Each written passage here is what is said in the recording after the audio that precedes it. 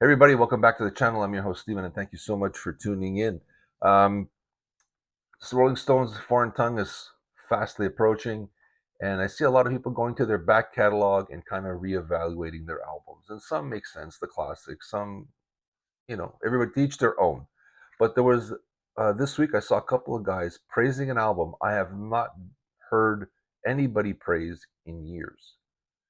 And I didn't realize there is a kind of like a cult following for this album. And I have always known this as being one of the most polarizing albums in the band's catalog, one of the most hated album in their catalog. All I knew about it was bad.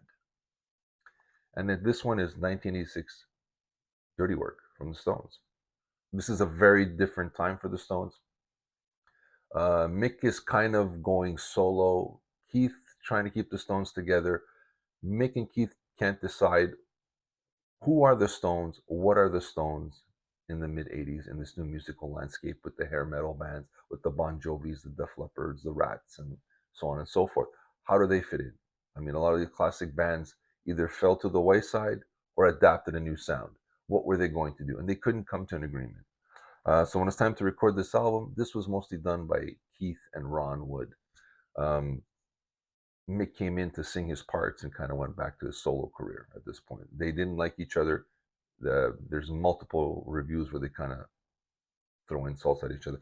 It wasn't a good time for them. Charlie Watts was struggling, so he doesn't appear a lot on this album, unfortunately. As for the album, I went back to it on the weekend after hearing these high praises, and I'm gonna say I enjoyed it.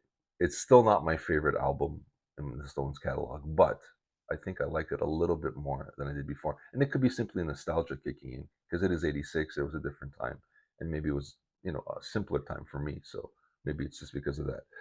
As for the tracks, my favorites, "One Hit to the Body" is an outstanding album opener. I didn't realize Jimmy Page contributed to a guitar part in here, but the guitar playing on this album in general, distorted really hard.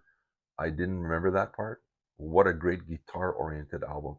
Too bad it wasn't recorded properly. It's 80 production makes it sound sometimes a little plastic, a little sterile. What I wouldn't mind if somebody would revisit this and remix it. Like Whitesnake have remixed their albums to great results. I think maybe someone should do this. I think there's a great album in here somewhere. A One Hit to the Body I really like. Harlem Shuffle I think is a great cover. I like that song. What else do I like? Winning Ugly is one of my favorites. The title track I got into this weekend, Had It With You, is a great little blues number. And Sleep Tonight is a nice little ballad from Keith Richards with Tom Waits on background vocals. Didn't know that until recently. I think the most polarizing thing on this album, I think the thing that really kills people is this cover. This is like a rainbow exploded on the Rolling Stones.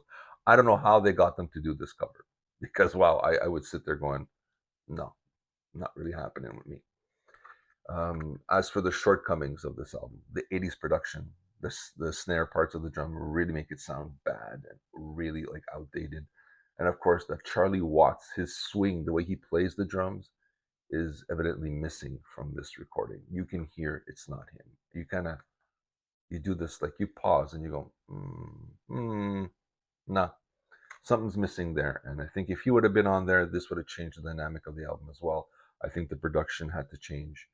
And I really hope that someone decides to go back into this and remix it because there are some really killer tracks. Like I said, One Hit to the Body, Harlem Shuffle, Too Rude is not bad. Nice little reggae track. Winning Ugly, Dirty Work, Had It With You, Sleep Tonight. Solid tracks, just not recorded properly. But again, a very surprisingly guitar driven album. And I think a lot of these 80s bands took that style from here and said, hey, we like this little bit distorted. Let's use that into our stuff. I hear it now, like when I go back to my other stuff that that's they're mirroring each other. So maybe the Stones outdid those 80 bands with this album. So kudos to them for doing something a little original that people copied. So not as bad as I thought, not as great as these some of these reviews are saying that this is like, fantastic. I'll a little disjointed because it is mixing that Mick Jagger and Keith Richards dynamic. You can see it's separate entities playing on here. and becomes disjointed with it. So, but that's me. You let me know what you think. Do you have this album? Have you heard of this album? Do you know about the story behind it? Love to hear your thoughts. Share them with us and hit that like button and subscribe. This is Steven with my thoughts on revisiting the 1986 polarizing album from the Stones, Dirty Work. And I'll be seeing you in the future, guys.